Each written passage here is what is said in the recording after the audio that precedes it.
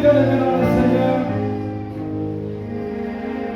ce n'est pas une prédication, mais je viens déposer un fardeau. Et ce fardeau-là, c'est votre bénédiction que l'Éternel a prévue sur ta vie. La Bible est en train de nous dire à chaque jour suffit sa peine. Ce qui t'a fait pleurer hier, aujourd'hui non. Ce qui t'a fait manquer la joie hier, aujourd'hui non. Sous cette onction, bien-aimé dans le Seigneur, que le Seigneur commence à établir, que le Seigneur commence à imposer la paix, à imposer la guérison, à imposer la stabilité. Parce qu'il n'est pas un homme, mais c'est un Dieu créateur. Est-ce que je parle à quelqu'un qui est malade ce matin? Lorsqu'il y a des déclarations prophétiques, bien-aimé dans le Seigneur, si tu le prends dans les domaines physiques, vous allez rester comme ça. Lorsqu'on dit à chaque jour ce qui s'appelle, c'est lorsque vous habituez à quelque chose, votre situation restera toujours la même. Mais si tu viens aujourd'hui avec la détermination qu'aujourd'hui, je viens devant l'Éternel et non devant un homme, et non devant un prophète, et non devant un évangéliste, et non devant un docteur, mais devant le Créateur, reçois le miracle au nom de Jésus. C'est depuis lundi qu'on est essayé le mardi Pido. On a commencé à développer un thème intitulé Vous connaîtrez la vérité et la vérité vous affranchira.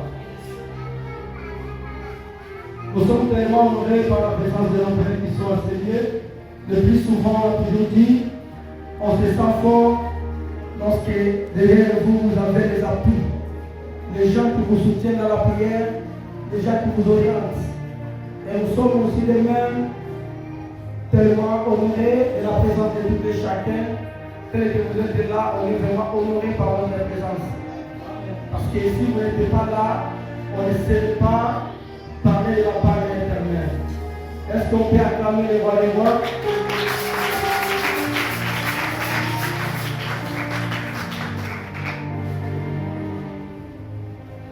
Oui, bien-aimés dans le Seigneur, vous allez peut-être vous demander pourquoi seulement cet thème.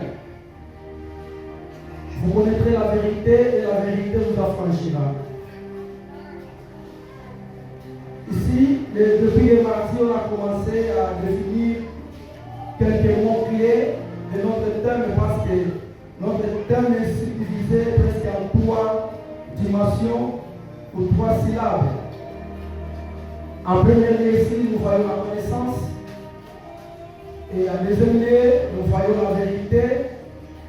Et la troisième des choses, nous voyons ici l'affranchissement. Alors, ici, par rapport à la connaissance, on sera pris encore reprendre tout ce qu'on a parlé le mardi. Parce que le mardi, on a eu à développer. Mais aujourd'hui, on va donner toujours l'essentiel. En face de la connaissance, c'est bien acquis.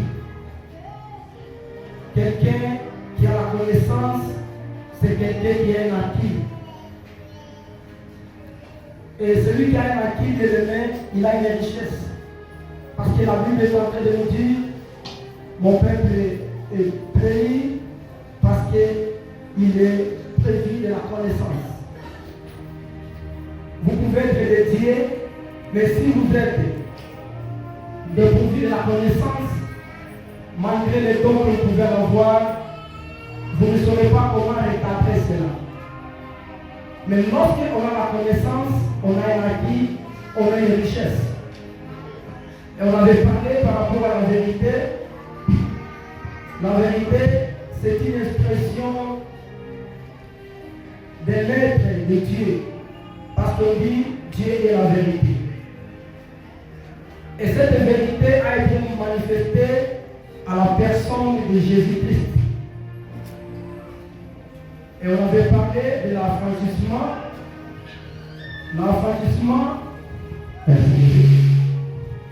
L'affranchissement, c'est une action d'affranchir.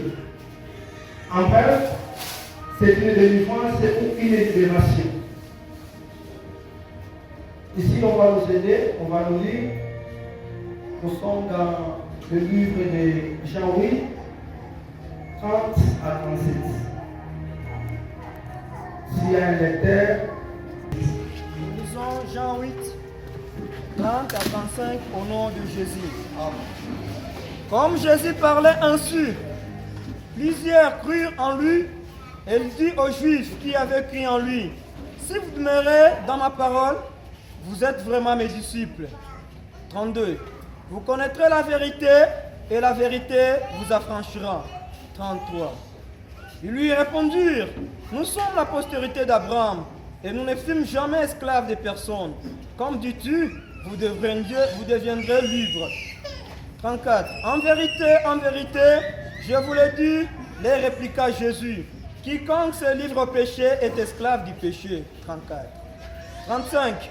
Or, l'esclave ne demeure pas toujours dans la maison, le fils y demeure toujours, parole du Seigneur. Acte 19, 13 à 17. Nous lisons Actes des Apôtres, chapitre 19 à son 13e verset, jusqu'au 21. 13 à 17. 13 à 17. Quelques exorcistes juifs ambulants essayèrent d'invoquer sur ceux qui avaient des esprits malins le nom de Jésus, du Seigneur Jésus, en disant, je vous conjure par Jésus que Paul prêche. 14. Ceux qui faisaient cela étaient 7 fils de Séva, juifs, l'un des principaux sacrificateurs. 15.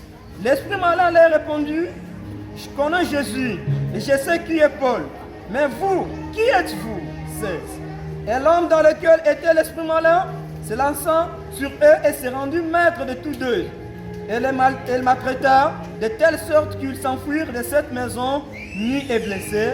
17. Cela fit connu de tous les Juifs et tous les Grecs qui demeuraient à Éphèse, et la crainte s'empara d'eux tous, et le nom du Seigneur Jésus était glorifié, parole du Seigneur. Nous acclamons le roi des rois. Au travers de ces messages, au travers de ces temps, vous pouvez vous demander, malgré tout ce que vous faites, c'est que jusqu'à la fin du contraire, vous n'avez pas encore maîtrisé ce que c'est la vérité, ou soit que vous êtes encore esclave jusqu'à la fin du contraire. Et le but de ce message, peut-être on aura beaucoup parlé, mais vous pouvez retenir le but de ce message, c'est d'avoir la précision dans tout aspect de la vie. Ça peut être sur le plan physique ou au besoin sur le plan spirituel. Et ce message, ça sera peut-être avantageux pour les autres sur le plan physique par rapport aux résultats des choses matérielles. Et par rapport à l'aspect spirituel, ça nous sera favorable par rapport à l'âme, les salis. Là, dans les livres des Romains. Alors, bien aimé dans le Seigneur, en Israël, il y avait une catégorie de gens. Lorsque Christ était en train de prêcher, il les avait dit, en vérité, me dit, si vous croyez en moi, Jésus, vous ne serez plus esclaves. C'est là où le problème a commencé. Ces gens ont accepté Christ dans leur vie. Mais ils étaient scandalisés d'apprendre que pendant tous ces temps, malgré la reconnaissance qu'ils sont de la descendance d'Abraham, quelqu'un, un jeune homme, Jésus qui viendra le dire que si vous croyez en moi, vous serez libres. Malgré qu'ils avaient déjà cru, mais ils se sont mis à interroger Jésus. Non, on n'est pas esclaves. Nous sommes de la descendance d'Abraham. Mais les mots esclaves de la vie, ça peut être une question pour vous que Ce matin, je suis venu, j'ai laissé mes affaires, mes activités. Comment je peux m'asseoir et suivre un message qui parle? Vous connaîtrez la vérité vous affranchira. Alors, Jésus-Christ, c'est lui la lumière qui était venue. Et la vérité, c'était lui. On avait dit les mardis, les apôtres qui ont précédé Christ. Lorsqu'ils étaient en train de parler de leur message, ils disaient souvent, ainsi dit l'Éternel. Mais lorsque le Messie est venu, le porteur de la lumière, lui-même qui est la lumière, lui-même qui est la connaissance, lorsqu'il est arrivé, au lieu de dire ainsi dit l'Éternel, mais lui parler en vérité, je vous le dis. Ce que je veux dire, il n'avait pas un compte à rendre. Mais les prophètes qui ont précédé Christ avaient les comptes à rendre. Parce que c'est le Christ qui est leur chef. Alors, ces gens se sont mis à discuter, à interroger Jésus. Nous sommes dans la descendance d'Abraham. On n'est pas relevant à dire de s'asseoir. On avait essayé de montrer, il y a des gens qui ont vécu avant Jésus-Christ. Ils pensaient qu'ils étaient dans le vrai, or qu'ils étaient dans l'ignorance. C'est comme ça que lorsque Jésus-Christ était en train de le parler, pour eux, ils pensaient qu'ils étaient dans le vrai, or qu'ils étaient dans l'ignorance. Le Messie qui est attendu, c'était le Messie qui était au milieu d'eux. Mais ils n'avaient pas les spirituels pour voir ce Messie-là. Combien de gens dans nos églises aujourd'hui, ils ont la connaissance de ce Christ, mais leur vie, si tu essaies d'observer leur vie, ça ne reflète pas Christ. Dans ce verset, la Bible est en train de dire, là nous sommes dans l'acte des apôtres, 19, 13 à 17. Le mauvais esprit et aussi ont la connaissance de la personne de Jésus. Il y avait le fils des prophètes. Pourquoi ils étaient en train d'observer la manière dont Paul prêchait? Les hommes de Dieu faisaient des miracles au nom de Jésus, Paul faisait des miracles au nom de Jésus. Et aussi se sont donné les luttes d'aller prier pour quelqu'un qui était possédé, qui était démoniaque. Alors les démons là ont reconnu le Christ. Christ, tu es lié. Et puis toi, tu es lié. Mais puis non, qui est tu? Bien aimé, on avait dit, il y a des niveaux où un enfant de Dieu ne peut pas accepter d'être dénigré jusqu'à ce niveau. Ou malgré tout ce qu'on fait dans les choses de Dieu, tu es pasteur, tu es intercesseur, tu es protocole, tu es chante. Ça peut arriver à un moment donné, vous imposez la main au malade, ou soit quelqu'un qui est possédé, et que les démons répondent dans le sens. En tout cas, il y a des niveaux où on ne peut pas accepter ça. On avait essayé de dire, malgré la reconnaissance des démons à la personne de Jésus-Christ, ça ne change pas d'être démon. Il y a des gens qui disent, malgré ils prient, malgré ils prêchent, malgré ils adorent, ils sont intéressés, tout ce que les gens peuvent faire à l'église. Mais en est rien. Malgré la reconnaissance des démons de la personne de Jésus, il reste toujours démon. Il y a déjà des chrétiens, malgré qu'ils s'appellent chrétiens, mais il reste perdu. Quelqu'un peut venir à l'église, quelqu'un peut faire tout ce qu'il peut faire à l'église. Nous, avec les yeux physiques, on peut voir que c'est un pasteur. En tout cas, c'est un intercesseur. En tout cas, c'est un protocole. En tout cas, c'est un chant. Mais au fond, reconnaître le nom de Christ, ce n'est pas mauvais. Mais ce qui est plus important, c'est vivre ce Christ-là dans dans sa vie. Lorsque quelqu'un suit Christ dans sa vie va être transformée. On avait dit que c'est difficile de quelqu'un qui s'appelle chrétien en lui qui est encore la présence de mensonge. En tout cas, c'est difficile. Parce que Paul était en train de nous dire, si moi je vis, c'est depuis moi qui vis, mais plutôt c'est Christ qui vit en moi.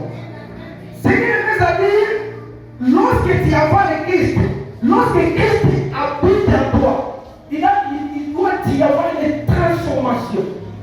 Et cette transformation-là sera visible par rapport au caractère. C'est comme ça que lorsque Christ était en train de parler aux disciples, dans les derniers jours, il y aura des faux prophètes qui viendront à mon nom. Ils vont prophétiser à mon nom. Ils vont parler à langue à mon nom. Et tout ce qu'on désire. Ils vont faire même les miracles à mon nom. Mais basé en la terre. Maintenant, les gens ont demandé comment est-ce que nous allons les découvrir qui ne sont pas venus de toi. La réponse de Jésus est simple. Antenne. Leurs actes disent à l'État. Connaître ou découvrir quelqu'un qui est esclave. Premièrement, nous avons les péchés. Le péché en premier niveau. En deuxième niveau, nous avons l'enfance ou l'immaturité. Et en troisième position, nous avons l'ignorance.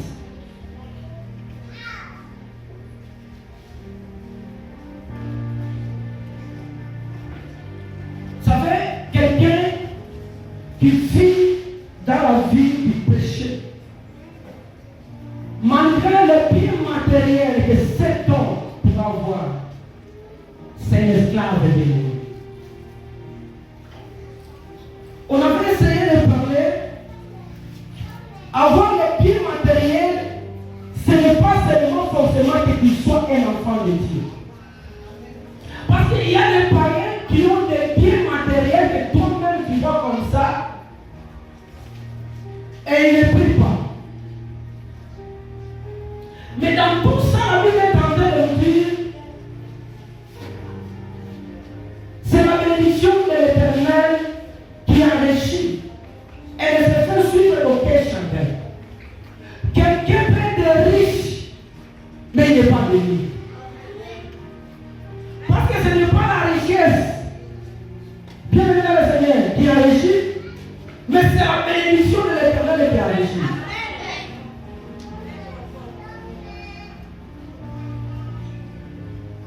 On avait dit la vie du péché. Péché en premier niveau. Quelqu'un qui vit encore la vie du péché peut devenir un esclave. Parce que vous serez en train de faire les choses non pas selon la volonté de Dieu, mais tout ce que vous serez en train de faire, ça sera la volonté de la chair. On est bien aimé dans le Seigneur. Ce qui est chair reste chair. Dieu n'a pas besoin de la chair, il aura besoin de ton âme. Parce que même le jour-là, il n'aura rien à faire avec la chair, mais c'est ton âme. La Bible est en train de nous dire, l'âme qui pêche, c'est celle qui nous va. Ce n'est pas le corps. Dans ce domaine bien aimé dans le Seigneur, il y a des gens qui se glorifient, malgré le fait de péché, mais la bonne santé pour lui se glorifie. Le problème, ce n'est pas l'aspect physique que Dieu a besoin. Mais Dieu a besoin de l'aspect intérieur. Lorsque l'intérieur est touché, ça transforme, ça se fait voir sur le plan physique. Je me rappelle un homme qui est dans le Seigneur dans la Bible, c'est David. La Bible nous dit, il n'était pas égal à se faire par rapport à la taille physique. Mais il était supérieur à la taille spirituelle qui était en lui. Les grands frères étaient en train de voir l'homme de Goliath en face et ils étaient en train d'apprécier le physique. Mais lorsque l'homme de David est arrivé, lui n'a pas vu l'extérieur, il n'a pas vu le physique.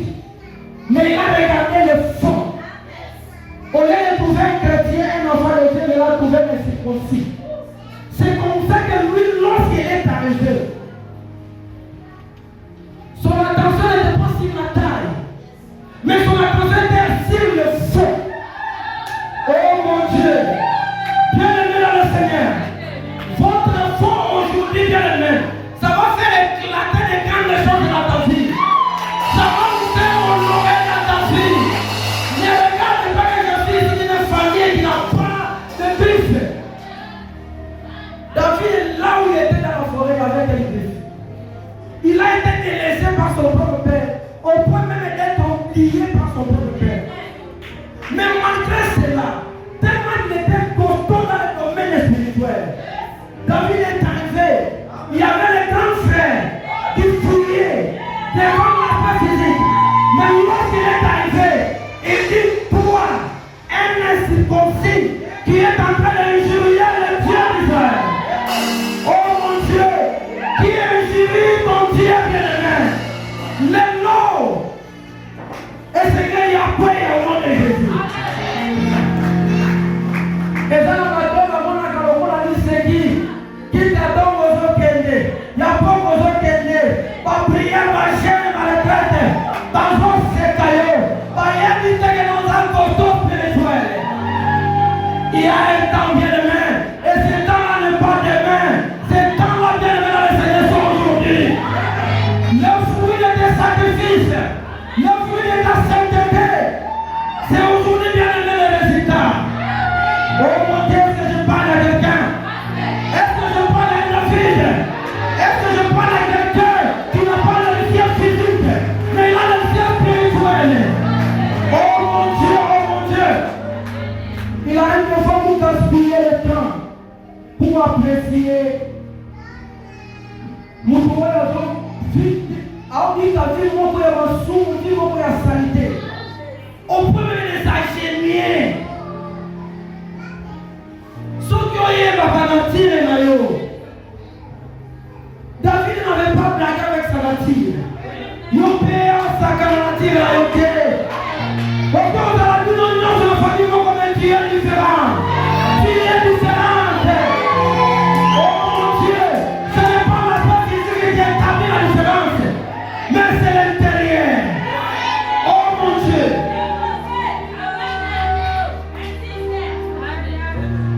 Je suis en train de voir un costaud spirituel. Oh le Seigneur, moi quand même à la commune maintenant. Ça va être ta fille qui a tiré longtemps dans la forêt. Mais lorsque Abima dit bien aimé le Seigneur, la Bible est en train de nous dire, oh chanter pour ça, il a tué 1000. Mais pour ta fille, il a tué 1000. Et c'est la foi ici dans ta fille. Les gens qui t'ont préféré à la fille, elles vont s'arrêter à 1000. Vous direz à 1000. Et c'est la foi que je partage au nom de Jésus. Ni son oreille, bien aimé. Mais la Bible est en train de nous dire, oh mon Dieu, est-ce que je parle aux aigles ici? Les gens qui ont une connaissance supérieure, les gens qui comprennent la prédication avant qu'on prêche. Pourquoi rester, pourquoi demeurer dans la vie du péché? D'abord, ça ne peut pas vous valoriser. Tu sais quelqu'un qui vit la vie du péché. Tu peux être en mesure de prendre un enfant de 8 ans. Tu couches avec et vous serez dans la prison. Essayez d'aller dans la prison centrale. Vous trouverez des papas plus âgés. Pourquoi il est retenu là-bas? Oh, Avela qui m'a 13 ans. Oh, il y a 8 ans. Bon, quitter. C'est ça le péché. C'est que tu vois même l'aspect physique comme ça dans le monde naturel comme ça. Ça ne s'explique pas. Parce qu'il est arrivé pour nous, même Jésus-Christ a dit, même la nature elle-même. Même la nature elle-même. Que le Seigneur vous bénisse. Aujourd'hui, c'est le choix. Parce que même lorsque Jésus-Christ, Dieu a donné même le don de Dieu. Les dons de Dieu ont ton choix. Quand Dieu appelle, mais le monde il a donné son fils unique. Quiconque. En tout cas, comment il y a une brèche qui est ouverte. À prendre ou à laisser. Ta délivrance à ce matin, c'est à prendre ou à laisser. Tu laisses cette vie, tu es béni au nom de Jésus. Tu laisses cette vie, tu es levé au nom de Jésus. Oh mon Dieu. Peut-être on va pouvoir manger le pain. Moi, hier, là, j'étais en train de préparer ce message. Je me suis levé. Dans le bel mandat, le bel prépare seulement pour toi et l'autre gens. Je suis en train de sentir un fardeau pour le peuple de Dieu. Je suis en train de prier après le Dieu, Seigneur, comment les gens prient. Mais leur vie reste toujours intacte. Les gens ne changent pas. Au point où même les enfants de Dieu commencent à parler. Pourquoi les païens prospèrent et nous les enfants de Dieu? Moi je dis non, pas à ce niveau, Seigneur. J'étais dans la prière. Arrivé à un moment donné, je me dis, Paul, Jésus, c'est ta prière. C'est comme ça qu'au début j'ai commencé. Aujourd'hui je ne prêche pas, mais je vais déposer un fardeau. Ce fardeau, c'est votre bénédiction qui est lève. Ne quittez pas, c'est quitter de la même manière. Tu dois prendre la décision aujourd'hui. Quel est ce péché chéri? Péché dans le domaine de Dieu. La Bible est en train de dire lorsque Paul était en train de parler au sujet des péchés. Ça. Et il dit tout ce qui est similaire. Ici nous touchons les points immaturité, l'enfance. Bien aimé dans le Seigneur. La Bible est en train de nous dire un enfant n'a pas la maturité, mais on voit en lui les émotions. Il peut y avoir quelqu'un, un garçon, on l'a dit, on draguer, à pas d'aller. Arrive au moment peut-être moi, on a l'émotion, à l'année, tout les moyens. À l'oublier que non, malgré vous voyez, malgré tout le moyen, mais c'est un irresponsable.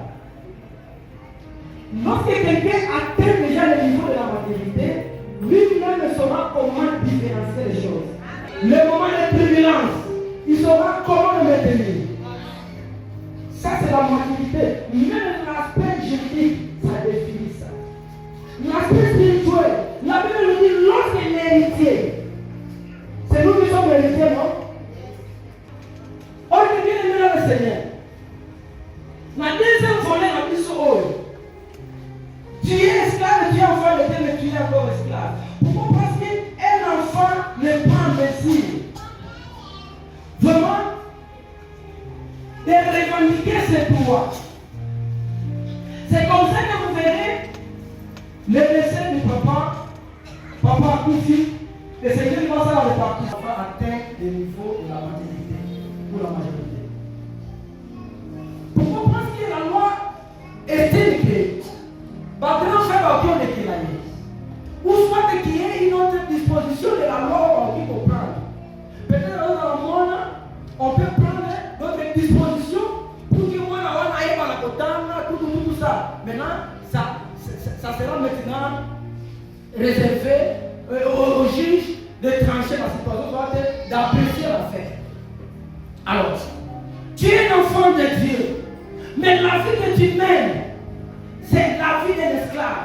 Pourquoi? Parce qu'il y a des pouvoirs qui est Seigneur mais tellement que tu es enfant, et dans l'enfance il y a une immaturité.